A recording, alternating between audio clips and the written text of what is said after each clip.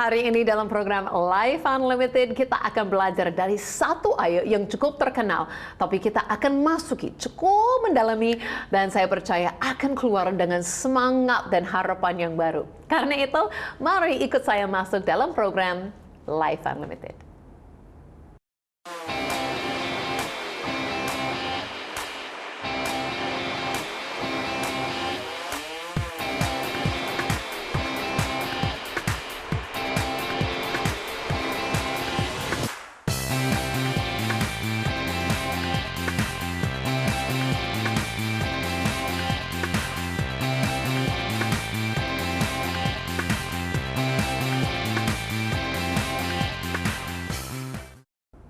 Ya, halo kepada semua pemirsa Life Unlimited dimanapun berada di seluruh Indonesia. Saya Susan Hoover, host untuk program Life Unlimited ini.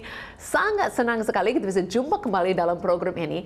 Dan saya senang sekali kenapa? Karena saya terima kabar-kabar dari banyak pemirsa yang ada hubungin kami, selalu berikan semangat baru bagi saya dengan menceritakan bagaimana dapat belajar bersama-sama dalam program ini, dapat harapan baru, dapat semangat yang baru, dapat banyak hal ya. Wah, sangat luar biasa. Jadi sebelum saya membahas ayat yang cukup terkenal itu yang kita mau pelajari hari ini, saya mau baca satu kesaksian karena baru tadi pagi saya terima laporan dari call center Life Unlimited dari bulan lalu dan ternyata di dalamnya banyak kesaksian yang sangat luar biasa.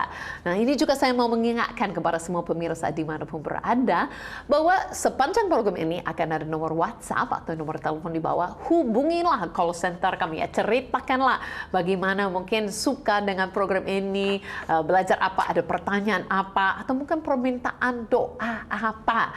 Nah, seperti ini kemarin dari Manado, ada seorang ibu yang hubungin minta doa untuk keponakannya ya yang dirawat di ICU. Nah, dia mengalami sakit lambung, penyebabnya syaraf di punggul kiri hingga tidak bisa berjalan, serta sering keluar masuk rumah sakit selama setahun terakhir. Nah, saat di ICU kondisinya mengkhawatirkan, mengamuk, mencabut oksigen, dan mengalami sesak nafas. Tetapi puji Tuhan, setelah minta doa 3 hari kemudian, sudah membaik dan pindah ke ruang perawatan. Nah, kemudian berapa harinya lanjutnya, 2 minggu lanjutnya, dia pun beri kabar demikian. Puji Tuhan, ponakanku sudah sembuh. Sudah hampir seminggu keluar dari rumah sakit. Maaf terlambat mengabari, memang sudah terjadi ya sebelumnya.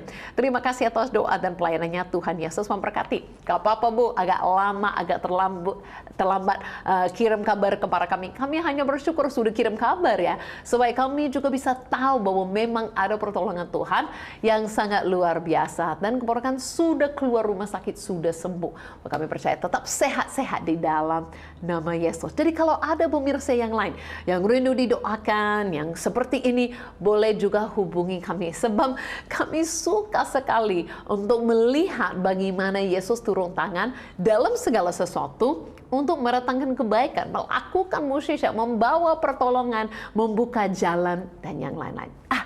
Ada dengar tadi nggak ya? Saya sudah mulai ya mengatakan sedikit-sedikit dari ayat yang kita akan pelajari hari ini. Sebab kita masih dalam series segala sesuatu, all things ya kalau itu dalam bahasa Inggris. Segala sesuatu itu muncul begitu sering dalam firman Tuhan untuk membuat kita mengerti, menyadari bahwa apa yang Yesus memberi atau apa yang Yesus lakukan tidak hanya sebagian atau sedikit atau beberapa hal, tapi sering sekali dalam firman-Nya ada digunakan kata-kata ini, segala sesuatu. Nah, mungkin cukup banyak tahu ya dari ayat yang sebentar lagi saya akan membahas. Ya, apakah sudah bisa tebak?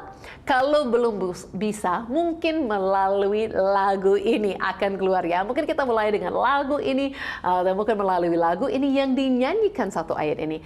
Kita sudah bisa tahu ayatnya. Tetapi jangan kemana-mana, sebab hari ini kita akan masuk dalam ayat ini untuk pelajari apa artinya bagi kita semua. Mari sebelumnya kita nikmati ayat ini melalui lagu pujian yang ini. Bagi kita yang percaya, Allah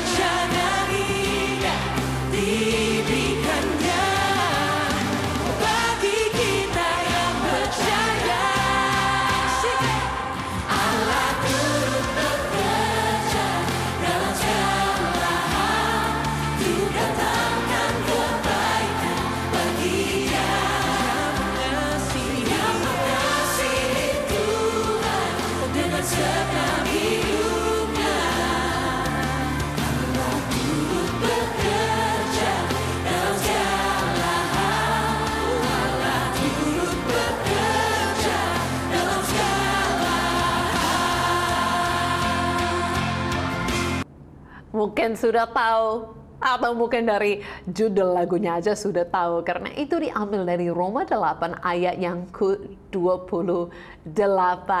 Nah, ini yang firman Tuhan langsung mengatakan apa? Bahwa kita tahu sekarang bahwa Allah tuh bekerja dalam segala sesuatu untuk mendatangkan kebaikan bagi mereka yang mengasihi Dia, yaitu bagi mereka yang terpanggil sesuai dengan rencana Allah. Nah, hari ini saya akan ambil 3 poin daripada ayat ini.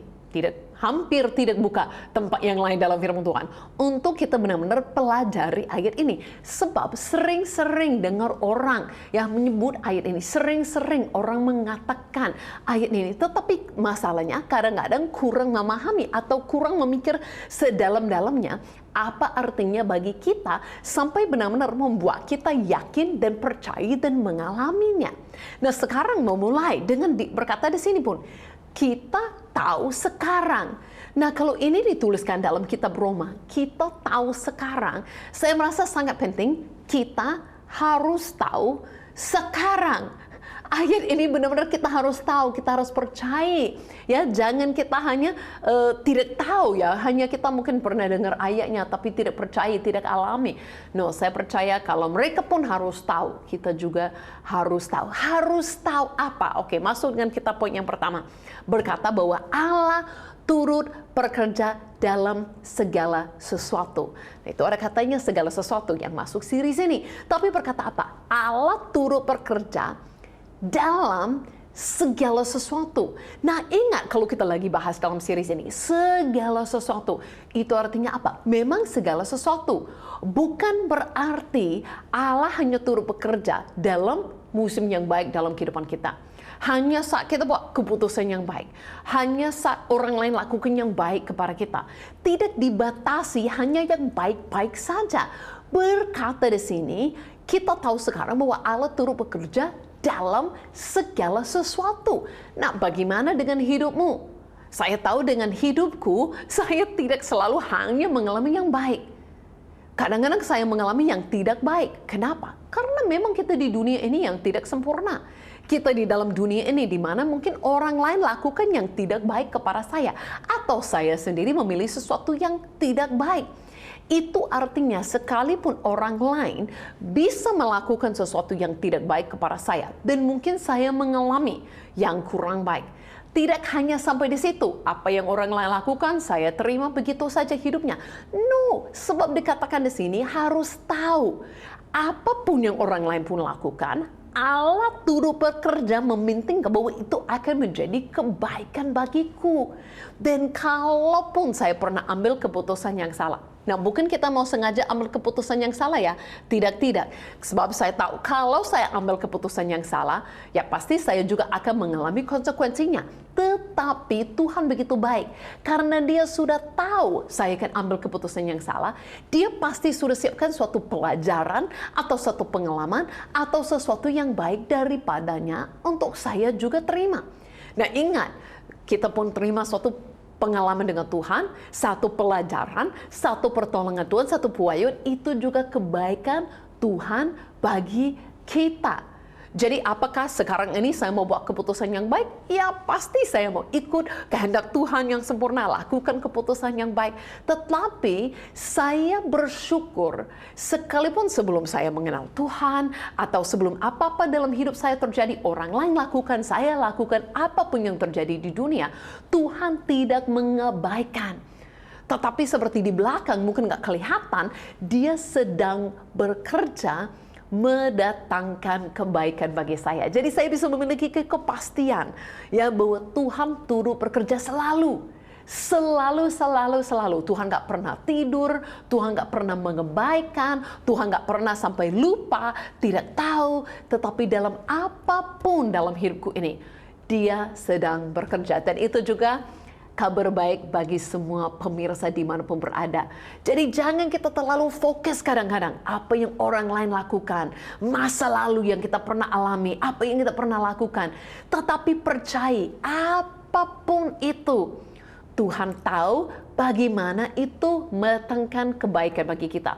Mungkin kebaikan itu sudah datang, mungkin kita belum, karena itu Dia akan mendatangkan kebaikan itu bagi kita. Tetapi itu kita harus tahu.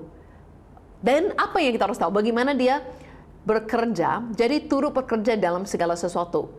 Nah, itu berkata untuk mendatangkan kebaikan. Nah, ini yang penting. Bukan saja Tuhan turut bekerja dalam segala sesuatu. Tuhan campur tangan, tapi sampai begitu saja.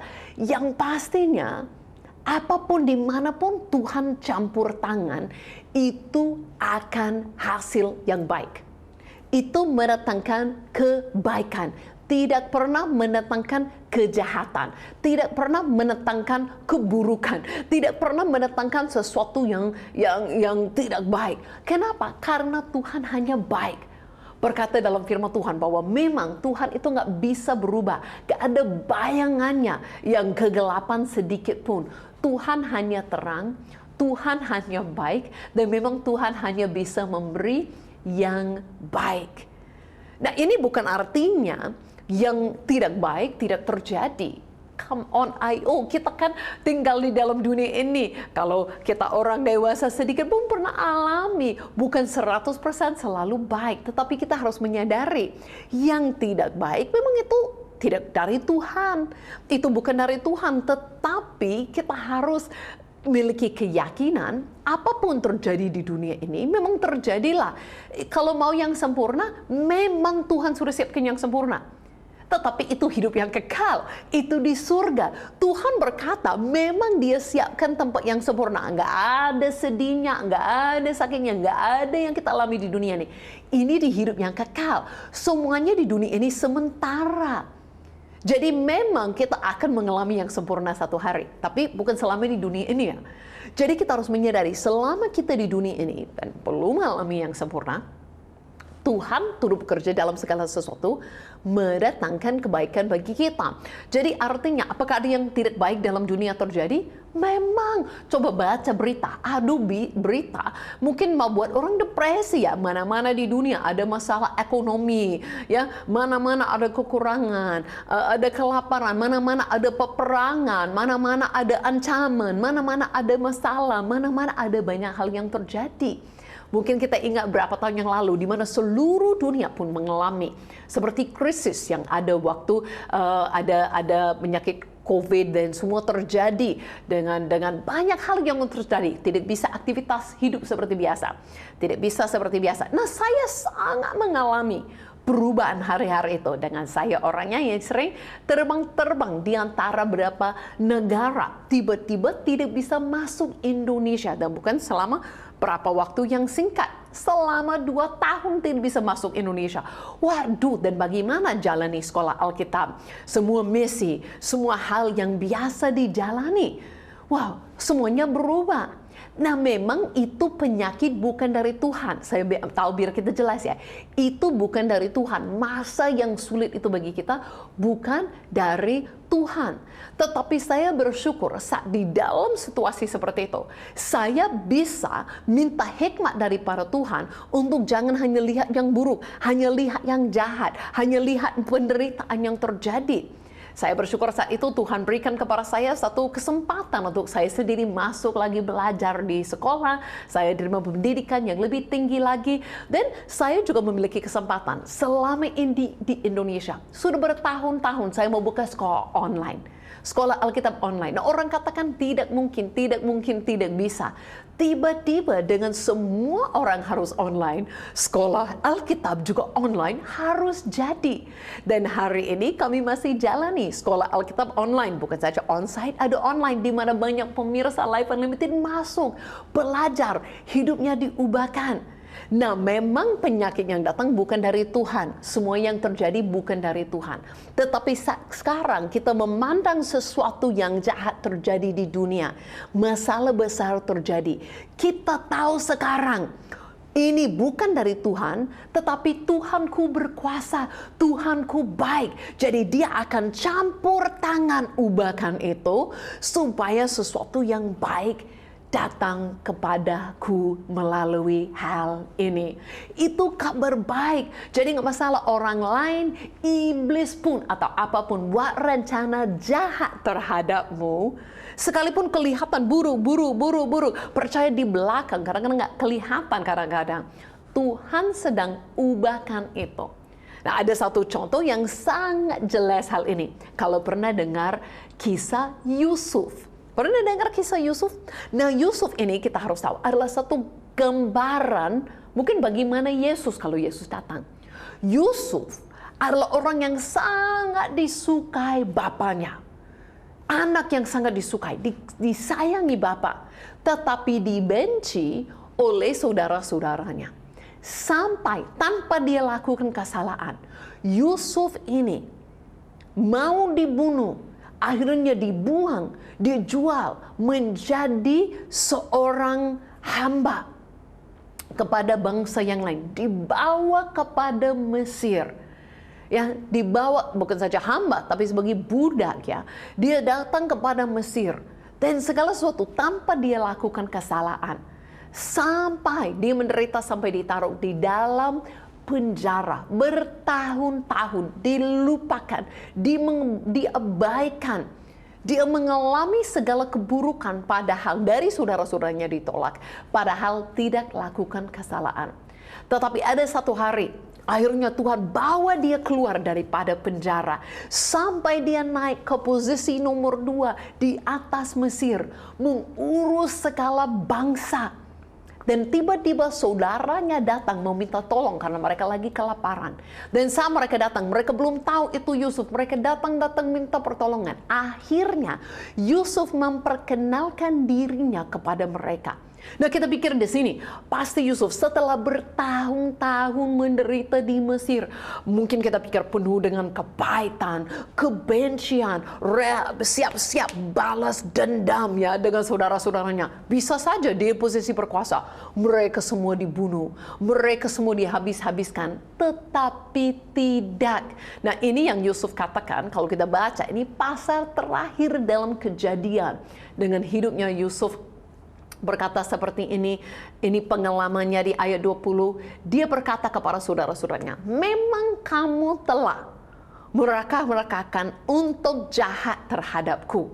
Dia ngakui, tetapi Allah telah merakah-rakahkannya untuk kebaikan. Dengan maksud melakukan seperti yang terjadi sekarang ini, yakni memelihara hidup suatu bangsa yang besar.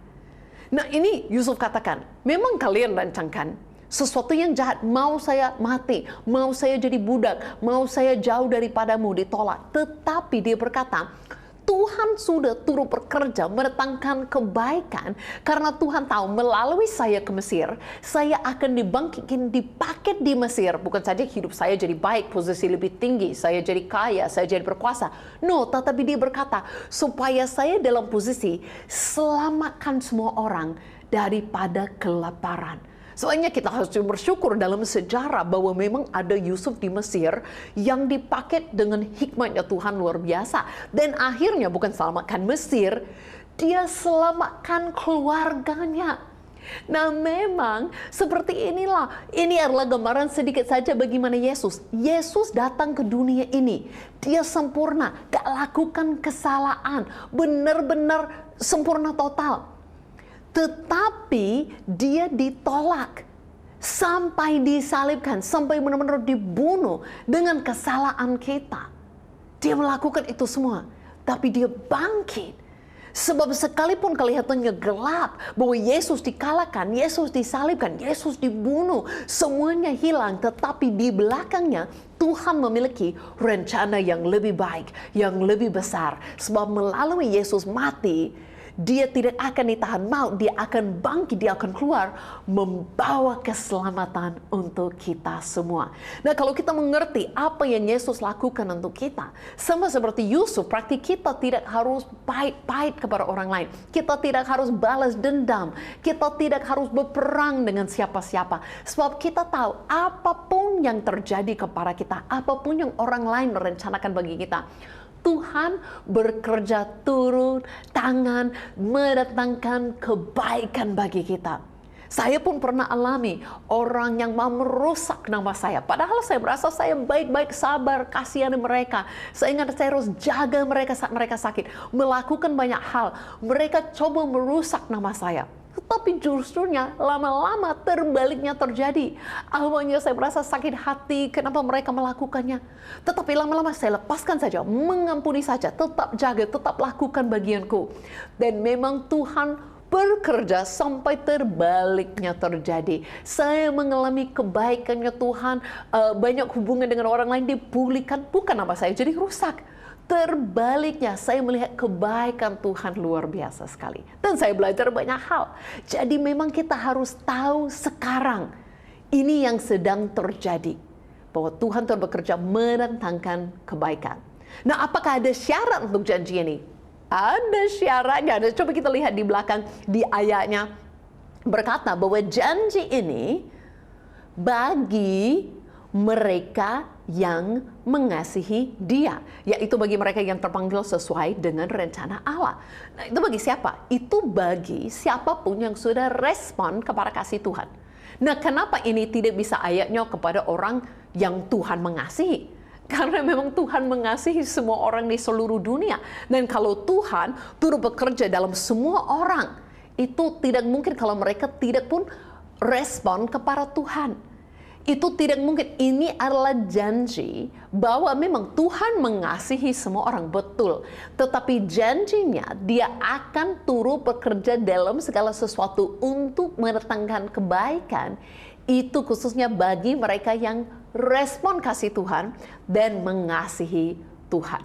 Bukan syaratnya orang yang sempurna, bukan syaratnya orang yang sudah hidup dengan tidak pernah lakukan kesalahan. Itu mustahil. Tetapi janjinya hanya syaratnya ini saja. Kalau kita respon, sudah terima kasihnya Tuhan, dan kita respon dan mengasihi Tuhan, kita boleh yakin dan percaya bahwa janji ini berlaku bagi kita semua. Jadi saya harap hari ini kita terinspirasi, bukan saja dari Yusuf yang tidak kepahitan, balas dendam, tetapi bisa melihat apapun yang orang lain lakukan, Tuhan punya rencana yang lebih besar dan yang baik. Kita bisa lebih lagi melihat Yesus Kristus dan apa yang Dia sudah lakukan bagi kita. Dan kita bisa yakin sekali bahwa Tuhan yang baik pasti selalu akan mendatangkan kebaikan bagi kita. Wow, ini kabar yang sungguh baik. Karena itu saya mulai ketahui satu contoh lagi yang dapat menguatkan kita. Banyak di dalam firman Tuhan. Tetapi untuk hari ini mungkin bisa ikut saya ke Pulau Patmos, di mana kita terima teladan satu lagi daripada Rasul Yohanes. Mari ikut saya dalam video klip yang singkat ini. Ini adalah Pulau Patmos. Hari ini sangat cantik sekali, indah sekali pulau ini. Tapi kalau 2000 tahun yang lalu, Rasul Yohanes diusir ke Pulau Patmos ini sebagai satu hukuman. Dan pada waktu itu tidak ada bangun-bangun, tidak ada sesuatu yang dibuat oleh manusia yang modern seperti ini. Bisa lihat saja, bisa bayangkan kalau hanya bukit-bukit yang ada. Bisa lihat bukit-bukitnya kering, berbatu-batu. Ini bukan satu daerah yang berbuah, yang kelimpaan. Inilah satu tempat yang kering dan tidak ada apa-apanya. Nah, mungkin kita pernah berpikir bahwa Rasul Yohanes di sini cukup lama, bahkan sampai dia mati, sampai akhir hidupnya. Tapi banyak sejarah itu berkata bahwa Rasul Yohanes mungkin hanya di sini, hanya sampai 2 tahun, hanya beberapa tahun di sini. Nah, saya pikir-pikir, Tuhan ini kita sangat luar biasa sekali.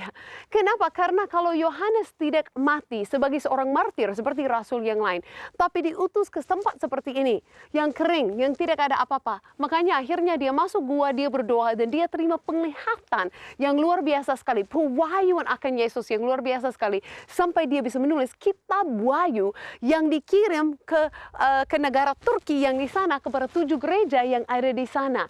Nah, ini artinya Tuhan bisa ambil satu musim yang tidak baik, satu musim yang kering di dalam kehidupan kita, satu musim yang kelihatan tidak ada apa-apa dalam kehidupan kita, dan bisa menjadikan itu sesuatu yang sungguh berdampak, yang sungguh indah bagi kita. Jadi saya lihat dari pengalaman Rasul Yohanes, banyak hal yang kita bisa belajar untuk hidup kita. Musim yang kering dan tidak indah, musim yang kelihatan tidak ada apa-apa, sebenarnya pasti Tuhan punya tujuan. Tuhan bisa kerjakan dan membuat sesuatu yang baik bagi kita, sesuatu yang berdampak juga bagi orang lain.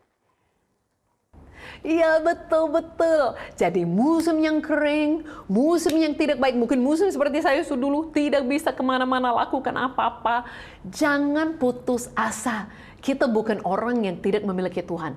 Kita tahu sekarang Allah turut bekerja dalam itu semua, yang baik, yang kurang baik, semuanya. Yang benar-benar tidak baik. Bekerja dalam segala sesuatu, mendatangkan kebaikan bagi kita yang mengasihi Dia. Saya harap semua benar-benar tahu sekarang, yakin hari ini setelah program hari ini, dan sudah siap, sudah bersyukur kepada Tuhan, karena merasa ya itu semuanya pasti ada yang baik. Sekalipun belum melihat, belum merasa, belum tahu apa itu, yakin dan percaya karena Tuhan baik dan berkuasa, itu pasti Dia bekerja bagi kita, mendatangkan kebaikan bagi kita. Amin. Karena itu mari kita berdoa. Terima kasih Allah Bapa yang baik. Terima kasih bahwa apapun yang pernah kami lalui, bahkan apapun yang akan terjadi di masa depan, kami anak-Mu tahu sekarang, yakin sekarang Engkau bekerja di dalam semuanya itu, mendatangkan kebaikan bagi kami. Apapun yang kami lalui, ada yang baik daripada itu. Jadi kami minta pertolongan Roh Kudus-Mu, buka mata hati kami untuk melihat yang baik, untuk menyadari bahwa Allah Bapa baik dan benar-benar baik. Kami akan mengalami kasih-Mu lebih lagi, supaya kami mengasihi Engkau dan juga sanggup mengasihi yang lain.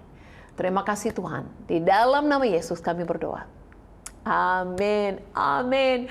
Terima kasih semua. Saya berharap semua sudah lebih tahu, sudah lebih siap mengalami kebaikan Tuhan. Dan kita akan jumpa lagi minggu depan di dalam program Life Unlimited ini. Jadi sampai kita jumpa lagi, saya Susan Hur mengucapkan thank you so much and God bless you all.